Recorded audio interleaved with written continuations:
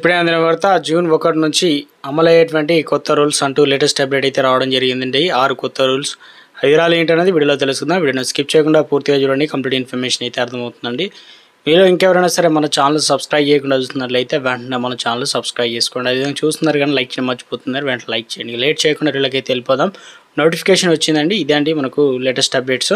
Big alert అండి, ఎందుకంటే ఇప్పటికే జూన్ 1 నుంచి కొత్త రూల్స్ నిబంధనలు అమల్లోకి రాబోతున్నాయి అన్నమాట. ఈ మార్పులతోనే ఆర్థిక పరంగా భారం పడే అవకాశం అయితే ఉంది.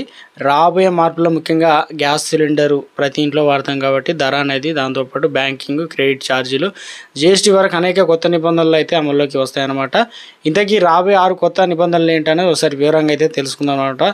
ఇక ఈపీఎఫ్ఓ సర్వీస్ సులభతరం అయితే చేసిందనమాట. జూన్ 1 నుంచి మనకి ఇక్కడ కేంద్ర ప్రభుత్వం ఈపీఎఫ్ఓ కొత్త వర్షన్ 3.0 ప్రవేశపెట్టనుంది. పిఎఫ్ఓ డబ్బులను కూడా విత్డ్రా చేయడం, క్లెయిమ్ చేయడం లేదా వివరాలను అప్డేట్ చేయడం లేదా పిఎఫ్ సంబంధితటువంటి సర్వీసులను గతంలో కన్నా సులభంగా ఉంటాయన్నమాట.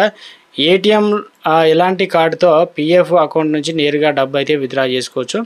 ఇంకోటి వచ్చేసి రెండోది క్రెడిట్ కార్డు వాడకంపై అదనపు ఛార్జీలు. ఇక క్రెడిట్ కార్డు ఎవరైతే వాడుతున్నారో వారికి కొత్త రూల్స్ వచ్చాయి. ఆటో డెబిట్ ఫెయిల్ అయితే 2% జరిమానా ఛార్జీలు అయితే చెల్లించాల్సి రావచ్చు అనమాట.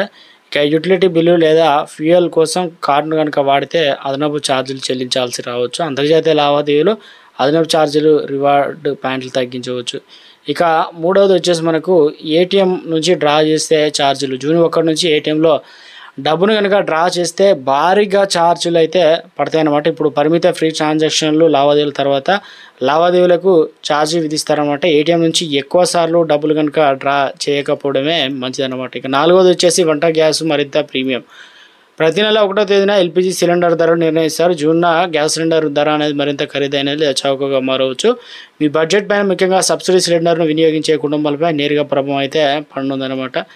ఎఫ్డీలు వడ్డీ రేట్లకు సంబంధించి తగ్గింపు. జూన్ 6న ఆర్బీఐ సమావేశం జరగనుంది. ఈ సమావేశంలో ఆర్బీఐ రెపో రేట్ను తగ్గించే అవకాశం అయితే ఉంది. ఇది ఇలా జరిగితే బ్యాంకులు ఎఫ్డీలపైన వడ్డీ రేట్లు భారీగా తగ్గవచ్చు. ఇటీవల ఎస్బీఐ కావచ్చు, హెచ్డిఎఫ్సి కావచ్చు, అదేవిధంగా ఐసిఐసి బ్యాంకులు వంటి బ్యాంకులు ఎఫ్డీఐ వడ్డీ అనేది తగ్గించారనమాట. ఇప్పుడు ఆర్బీఐ రెపో రేటు తగ్గిస్తే బ్యాంకులు మళ్ళీ ఎఫ్డీ అనేది తగ్గించే అవకాశాలు అయితే ఉంది, ఎవరైతే ఫిక్స్డ్ డిపాజిట్ ఎఫ్డీ చేసుకున్నారో.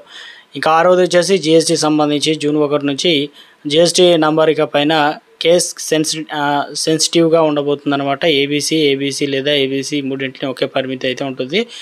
ఫేక్ ఇన్వాయిస్ నెంబర్ను నియంత్రించవచ్చు. అలాగే జిఎస్టీ ఇన్వాయిస్ నెంబర్ను ఆటోమేటిక్గా క్యాపిటల్ లెటర్స్లోకి అయితే మారిపోతాయి అనమాట. ఇవన్నీ కూడా జూన్ 1 నుంచి అయితే మనకు అమల్లోకి అయితే రాబోతున్నాయండి. కొత్త రూల్స్ మనకు లేటెస్ట్ అప్డేట్స్ అయితే అందనమాట.